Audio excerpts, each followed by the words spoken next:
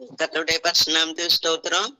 இந்த நாள்ல நமக்கு கொடுக்கப்பட்டிருக்கிற வேத வசனம் நீதிமொழிகள் 28ஆம் அதிகாரம் 20வது வசனம்.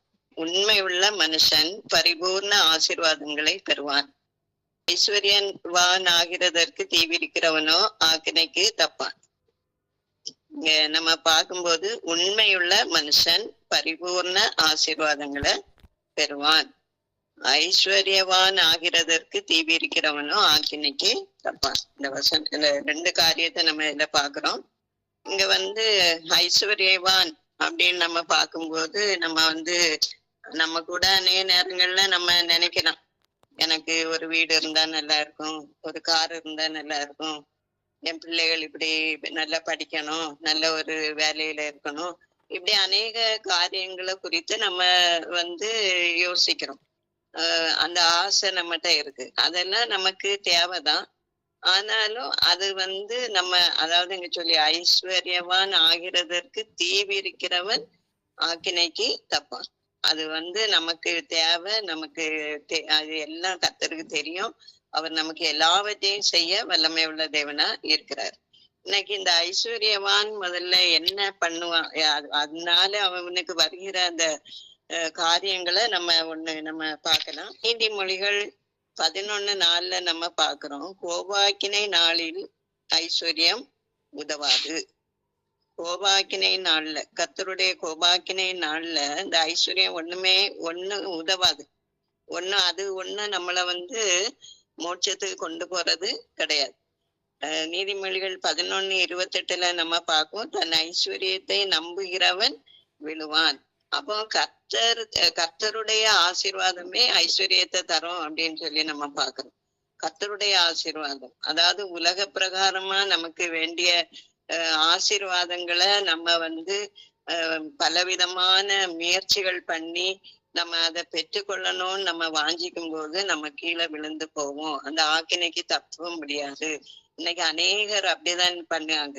எப்படியாவது நம்ம ஒரு வீடை கட்டிடணும், எப்படியாவது நம்ம இந்த காரியத்துல ஜெயத்தை பெற்றணும், எப்படியாவது என் பிள்ளைக்கு ஒரு வேலை கிடைக்கணும், எவ்வளவு ரூபா கொடுத்தனாலும் அதை நான் வாங்கி எடுக்கணும் அப்படின்னு சொல்லி அந்த ஆசையினால அநேகர் கடன் வாங்கி நிறைய இடங்கள்ல லோனை போட்டு வாங்கி கடைசியில அந்த வீட்டுல கூட இருக்க முடியாத அளவுக்கு அப்படிப்பட்டதான சூழ்நிலையில தள்ளப்பட்டு கொண்டு இருக்காங்க உலக பிரகாரமா நம்ம பார்க்கும்போது. ஆனா இங்க நம்ம பாக்குறோம், தன் ஐஸ்வர்யத்தை நம்புகிறவன் விழுந்து போவான் அப்படின்னு சொல்லி நம்ம பாக்குறோம். தானியங்களை சேர்த்து வைத்த ஐஸ்வர்யவான பற்றி நம்ம லூக்கா 12 நம்ம பாக்குறோம். 12:16-21 வரை நம்ம பார்க்கும்போது அவன் எல்லாத்தையும் பார்த்தான். ஐயோ நிறைய இருக்கு எனக்கு, இதெல்லாம் நான் என்ன செய்வேன், ஒரு பெரிய கட்டி நான் அதை என்ன செய்வேன், அதுல எல்லாத்தையும் நான் பத்திரப்படுத்தி வைப்பேன், இது அநேக நாள் எனக்கு சாப்பிட்டதுக்கு இது போதுமானது அப்படின்னு சொல்லிட்டு அவன் ரொம்ப இது பண்ணி அத வைக்கிறதுக்குரிய அந்த காரியத்தெல்லாம் அவன் செய்கிறத நம்ம பாக்குறோம். அப்பதான் கர்த்தர் சொல்லிடுறாரு, நீ இன்னைக்கு மரித்து போனா உன் ஜீவன் எங்க போகும் அப்படின்னு சொல்லி கேக்குறாரு. அப்படிப்பட்டதான ஒரு காரியம் நம்மகிட்ட இல்லாம இருக்க வேண்டியது அவசியமா இருக்கு. லூக்கா 16:19 நம்ம பார்க்கும்போது அந்த ஐஸ்வர்யவான் லாசருவை பத்தி நம்ம பாக்குறோம். ஐஸ்வர்யவான் லாசரை நம்ம பார்க்கும்போது ஐஸ்வர்யவான் மிகவும் சம்பிரமமாய் வாழ்ந்து கொண்டு இருந்தான். சம்பிரமமான ஒரு வாழ்க்கை, அவனுக்கு எந்த ஒரு குறைவும் இல்லை. ஆனா அந்த லாசரு அவன் அவனுடைய அந்த பாதத்துல அவன் இருந்தான். ஆனா அவனை பற்றி இவனுக்கு எந்த ஒரு கவலையும் இல்லாம போனதை நம்ம பாக்குறோம். ஐஸ்வர்யவான் என்ன செய்தான்னா, அவன் சாப்பிடுற அந்த துணிக்கைய, அந்த கீழே விழுகிற துணிக்கையினால அவன் என்ன செய்தான், தன்னுடைய வயிற்றை நிரப்பிட்டு இருந்தான், பற்களால நிறையப்பட்டு இருந்தான் அப்படின்னு சொல்லி நம்ம இங்க பாக்குறோம். அப்படிப்பட்டதான ஒரு காரியம். அந்த ஐஸ்வர்யவானும் லாசரும் 2 பேருமே இறந்து போனாங்க.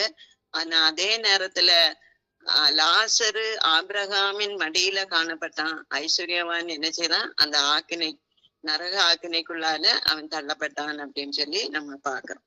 அப்படியாக நம்ம வந்து எபேசியர் 1:7 பாக்குறோம். அவருடைய கிருபையின் ஐஸ்வர்யத்தின்படியே இவருடைய இரத்தத்தினாலே பாவ மன்னிப்பாகிய மீட்பு நமக்கு உண்டாயிருக்கிறது. கர்த்தராகிய இயேசு கிறிஸ்துவனாலதான் நமக்கு பாவ மன்னிப்பாகிய மீட்பு. அடுத்தது, இரக்கத்தில் ஐஸ்வர்யம் உள்ளவராய் நம்மில் அன்பு கூர்ந்தார் அப்படின்னு சொல்லி நம்ம எபேசியர் 2:4 பாக்குறோம். இப்படியாக ஐஸ்வர்யம் உள்ளவங்களுடைய அந்த காரியம் கர்த்தர் நமக்கு என்ன ஐஸ்வர்யத்தை வச்சிருக்காரு அப்படின்னு சொல்லி நம்ம பாக்குறோம். அவர் கிருபையின் ஐஸ்வர்யத்தினால நிறைந்தவரா இருந்தாரு. அடுத்ததுல இரக்கத்துல ஐஸ்வர்யம் உள்ளவரா காணப்பட்டாரு அப்படின்னு சொல்லி நம்ம பாக்குறோம். ஆனா இங்க முதலாவது நம்ம பாக்குறது என்னன்னா, உண்மையுள்ள மனுஷன் பரிபூரண ஆசீர்வாதங்களை பெற்றுக்கொள்வான். இந்த ஆசீர்வாதங்களை பெற்றுக்கொள்ளணும்னா நமக்கு என்ன வேணும்? உண்மை வேணும். கர்த்தர் நமக்கு ஏற்ற வேளையில எல்லாவற்றையும் செய்வார் அப்படிங்கிற ஒரு நம்பிக்கை நமக்கு தேவை. அந்த நம்பிக்கை அற்று போகக்கூடிய நேரங்கள்லதான் இப்படிப்பட்ட காரியங்களை நம்ம செய்யறோம். எப்படியாவது அங்க வாங்கி இங்க வாங்கி எப்படியாவது எதையாவது செய்து எனக்கு எப்படியாவது இந்த காரியம் நடக்கணும், எந்த ஒரு காரியம்னாலும் சரி அதை செய்து முடிச்சிடணும் அப்படின்னு சொல்லி நம்ம என்ன செய்யறோம்? பிரயாசப்படுகிறோம். ஆனா அந்த பிரயாசத்தினால எந்த பலனும் கிடையாது. ஆனா இங்க பாக்குறோம், உண்மையுள்ள மனுஷன் பரிபூரண ஆசீர்வாதங்களை பெறுவான் அப்படின்னு சொல்லி நம்ம இங்க பாக்குறோம். 1 சாமுவேல் 22:14 நம்ம பாக்குறோம். அகிமெலேக்கு ராஜா சவுல் ராஜா கூப்பிட்டாரு, தாவீதுக்கு நீ என்ன பண்ணா? நீ அவனை விசாரிச்சு அவனுக்கு அப்பத்தை எல்லாம் கொடுத்து அவனுக்கு கோலியாத்துடைய பட்டயத்தெல்லாம் நீ கொடுத்தியே, அவனுக்காக நீ விசாரிச்சியே தேவனிடத்துல அப்படின்னு. ஆனா இங்க அகிமெலேக்கு என்ன சொல்லியாரு பாருங்க தாவீதை பற்றி. அகிமெலேக் ராஜாவுக்கு பிரதியுத்தரமாக, உம்முடைய எல்லா ஊழியக்காரரிலும் தாவீதை போல ராஜாவுக்கு மருமகனும் உம்முடைய கட்டளைகளின்படி செய்து வருகிறவனும் உம்முடைய வீட்டில் கனமுள்ளவனுமாய் இருக்கிற உண்மையுள்ளவன் யார்? தாவீது அந்த வீட்டுல உண்மை உள்ளவனா காணப்பட்டான் அப்படின்னு சொல்லி நம்ம இங்க பாக்குறோம். அடுத்ததுல பாக்குறோம், உங்களுடைய வீட்டில் கனமுள்ளவனாய் இருக்கிறான். அடுத்தது, இருக்கிற உண்மை உள்ளவன் யார்?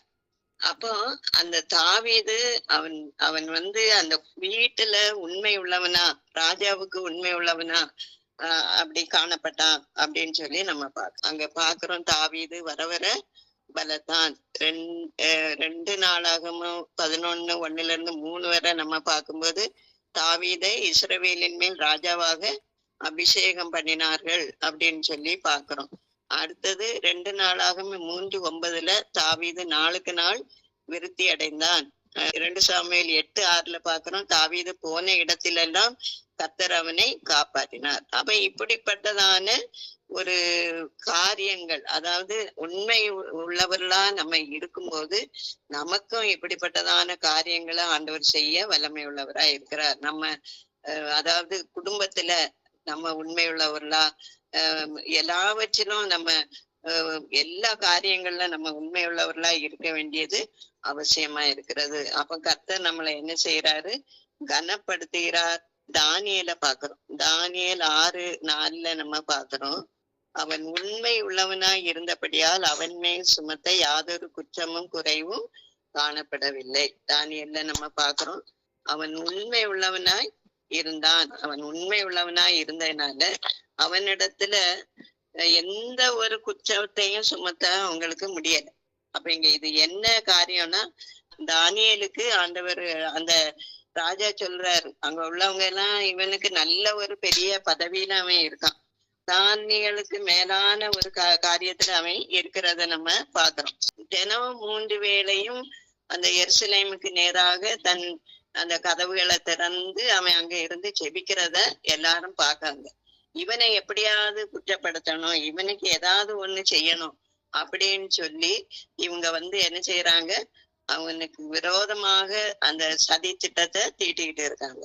ஆனா இங்க தானியேல் அந்த 6வது அதிகாரம் 10வது வசனத்துல நம்ம பார்க்கும்போது, தானியேலோ வென்றால் அந்த பத்திரத்துக்கு கையெழுத்து வைக்கப்பட்டதென்று அறிந்த போதிலும் தன் வீட்டுக்குள்ளே போய் தன் மேலறையிலே எருசலேமுக்கு நேராக பலகணிகள் திறந்திருக்க அங்கே தான் முன் செய்து வந்தபடியே தினம் 3 வேளையும் தன் தேவனுக்கு முன்பாக முழங்காற்படியிட்டு ஜெபம் பண்ணி ஸ்தோத்திரம் செலுத்தினான். கர்த்தருக்கு பயப்படுகிற பயம், கர்த்தருக்கு நான் முதலிடத்தை கொடுக்கணும். இந்த ராஜா இந்த சிலையை இந்த ராஜாவை நான் நமஸ்கரிக்க வேண்டிய அவசியம் இல்லை அப்படின்னு சொல்லி அந்த இடத்துல அவன் தான் செய்து வந்த அந்த முறைமையின்படி அவன் என்ன செய்யறான், அந்த இடத்துல தன்னுடைய ஜெபத்தை அவன் விடவே இல்லை. கர்த்தருக்கு பயப்படுகிறவனா, கர்த்தரை முன்னிறுத்துகிறவனா காணப்பட்டான். ஆனா இங்க எல்லாரும் வந்து கூட்டிட்டாங்க. அவங்க 11வது வசனத்துல, அப்பொழுது அந்த மனுஷர் கூட்டம் கூடி தானியேல் தன் தேவனுக்கு முன்பாக ஜெபம் பண்ணி விண்ணப்பம் செய்கிறதை கண்டார்கள். அப்ப இவன் விண்ணப்பம் செய்யறத எல்லாரும் பார்த்தோன்னா உடனே ராஜாட்ட பெய்யாச்சு, நீர் இப்படி சொன்னீர்ல, அப்ப அவன் இப்படி ஜெபம் பண்ணிட்டு இருக்கான். அதனால எந்த மனுஷனும் என்ன செய்யணும், 30 நாள் வரை ராஜாவாகிய உம்மை தவிர எந்த தேவனை ஆனாலும் மனுஷனை ஆனாலும் நோக்கி யாதொரு காரியத்தை குறித்து விண்ணப்பம் பண்ணினால் அவன் சிங்கங்களின் கெபியிலே போடப்பட வேண்டும் என்று நீர் கட்டளை பத்திரத்தில் கையெழுத்து வைத்தீர் அல்லவா என்றார்கள். அதற்கு ராஜா, அந்த காரியம் மேதியருக்கும் பெர்சியருக்கும் இருக்கிற மாறாத பிரமாணத்தின்படி உறுதியாக்கப்பட்டது என்றார். அப்ப அவங்க சொல்றாங்க, நீர் இப்படி சொன்னீர் இல்லையா, அப்ப என்னன்னா நீங்க அந்த காரியத்தை நீர் என்ன செய்யணும், நிறைவேற்றணும், அந்த சிங்க கபியில போடணும். ஆனா தானியேலுக்கு எந்த பயமும் இல்லாம, ஒருவேளை சிங்கங்கள் கடிச்சு இது பண்ணிட்டாலும் நான் தேவாதி தேவன்ட்டு நான் இருப்பேன் அப்படிங்கிற அந்த ஒரு வைராக்கியத்தோட அவன் இருந்து ஜெபிக்கிறத நம்ம பாக்குறோம். அவன் உண்மை உள்ளவனா இருந்ததுனால அவனிடத்துல அவன் மேல சுமத்த யாதொரு குற்றமா இல்லாம இருந்தது. அவங்க பார்த்தாங்க, இனி இவனுடைய தேவனுடைய விஷயத்துல மாத்திரம்தான் இவனுக்கு இது பண்ண முடியும் அப்படின்னு சொல்லிட்டு அவன் ஜெபிக்கிறத பார்த்து அவனை என்ன செய்தாங்க, அவனை சிங்க கெபியில போடும்படியா ராஜாவை இது பண்ணி விட்டாங்க. ஆனா கர்த்தர் அதுக்கு முன்னாலே சிங்கங்களின் வாய்களை கட்டி போட்டார். அவனுடைய ஜெப ஜீவியம் அது ஆண்டவருக்கு உகந்ததா இருந்தது. அதே போல நம்முடைய காரியங்கள்ல நம்ம எப்படி இருக்கு இன்னைக்கு அந்த காரியத்தை நம்ம பார்க்கும்போது, அவன் அந்த ராஜா சொல்றாரு, அவனை போடும்போதே சிங்க கபியில போடும்போதே, நீ இடைவிடாமல் ஆராதிக்கிற உன் தேவன் உன்னை தப்பு வைப்பார். அடுத்தது அவருக்கு தூக்கம் வரல, அதிகாலையில போறாரு, அங்க துயர சத்தமா தானியேலை நோக்கி கூப்பிடுவாரு, ஜீவனுள்ள தேவனுடைய தாசனே, நீ இடைவிடாமல் ஆராதிக்கிற உன் தேவன் உன்னை சிங்கங்களுக்கு தப்பி வைக்க வல்லவராய் இருந்தாரா அப்படின்னு சொல்லி. அப்ப அவன் சொல்ல, நான் உமக்கு முன்பாக குற்றமற்றவனா காணப்பட்டேன், ராஜாவாகிய உமக்கும் நான் நீதிகேடு செய்ததில்லை அப்படின்னு சொல்லி அந்த காரியத்துல அந்த தானியேலுக்கு ஒரு ஜெயத்தை கொடுத்தாரு. ஆனா அங்க நடந்தது என்னன்னா, 26வது வசனத்துல நம்ம பாக்குறோம், என் ராஜ்யத்தின் ஆளுகைக்குள் எங்கும் தானியேலின் தேவனுக்கு முன்பாக நடுங்கி பயப்பட வேண்டும் என்று என்னாலே தீர்மானம் பண்ணப்படுகிறது. அவர் ஜீவனுள்ள தேவன், அவர் எந்தெந்தைக்கும் நிலைத்திருக்கிறவர், அவருடைய ராஜ்யம் அழியாதது, அவருடைய கர்த்தத்துவம் முடிவு பரியந்தம் நிற்கும். தானியேலை சிங்கங்களின் கைக்கு தப்பிவிட்ட அவரே தப்பிக்கிறவரும் ரட்சிக்கிறவரும் வானத்திலும் பூமியிலும் அடையாளங்களையும் அற்புதங்களையும் செய்கிறவருமாய் இருக்கிறார் என்று எழுதினார்.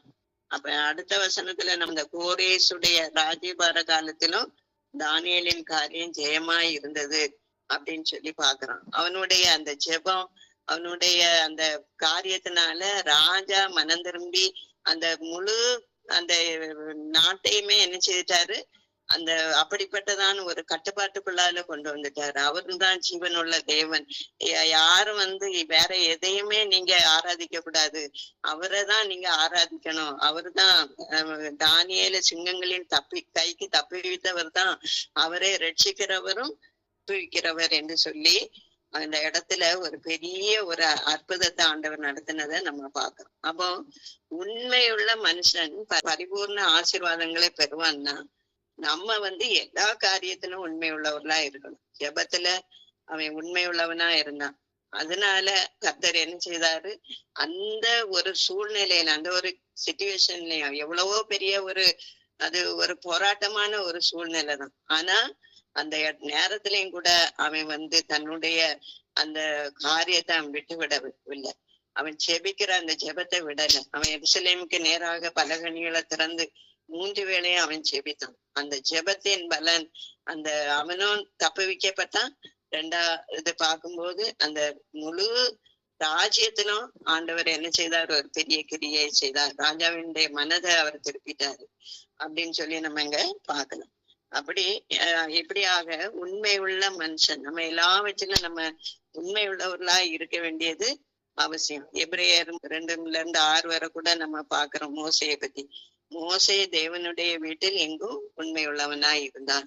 அப்ப இந்த உண்மை அவன்கிட்ட மோசைகிட்ட இருந்ததுனாலதான் அவனை கொண்டு இஸ்ரவேல் ஜனங்களை என்ன செய்தாரு? ஆண்டவர் வழி நடத்த சித்தம் கொண்டாரு. அந்த வனாந்திரத்திலையும் அவனுக்கு எல்லா பிரச்சனைகளின் மத்தியிலும், அந்த மக்களால எல்லா பிரச்சனைகளின் மத்தியிலும் அவன் தளராம, எவ்வளவோ வேதனைகள் எவ்வளவோ சோதனைகள் வந்த போதிலும் அந்த மக்களை நடத்தி அந்த பாலந்தேன் ஓடிற கானான் தேசத்துக்கு நேராக வழி நடத்த அவனுக்கு ஆண்டவர் கிருபை செய்தார். இப்படிப்பட்ட அந்த காரியங்கள் நம்முடைய வாழ்க்கையில நம்ம என்ன செய்யணும்? உண்மை உள்ளவர்களாக நம்ம காணப்பட வேண்டியது அவசியம். ஐஸ்வர்யவான் ஆவதற்கு நம்ம தீவிரிக்க வேண்டிய அவசியமே இல்லை. ஆண்டவர் சொல்லியிருக்காரு, முதலாவது தேவனுடைய ராஜ்யத்தையும் அவருடைய நீதியும் தேடுங்கள், அப்பொழுது இவைகள் எல்லாம் உங்களுக்கு கூட கொடுக்கப்படும். அப்போ இந்த தாவீது, இந்த தானியேல், மோசே இவங்கெல்லாம் கர்த்தருக்கு முதலிடம் கொடுத்ததுனால்தான் அவங்க அந்த தாவீது அவனுடைய அந்த மாமனார் சவுலுடைய கண்ணு காரியத்துல அவனுக்கு சாட்சி பகர்றதுக்கு அங்க ஒரு ஆளை ஆண்டவர் கொண்டு வந்தார். 2வது தானியேலை பாக்குறோம், அவன் உண்மை உள்ளவனா இருந்ததுனால்தான் அவனுடைய காரியங்கள் ஜெயமா இருந்தது அப்படின்னு சொல்லி நம்ம பார்க்கணும். மோசையை பார்க்கிறோம், மோசே தேவனுடைய வீட்டுல அவன் உண்மை உள்ளவனா இருந்தான். அதனாலதான் அவன் என்ன செய்தான்?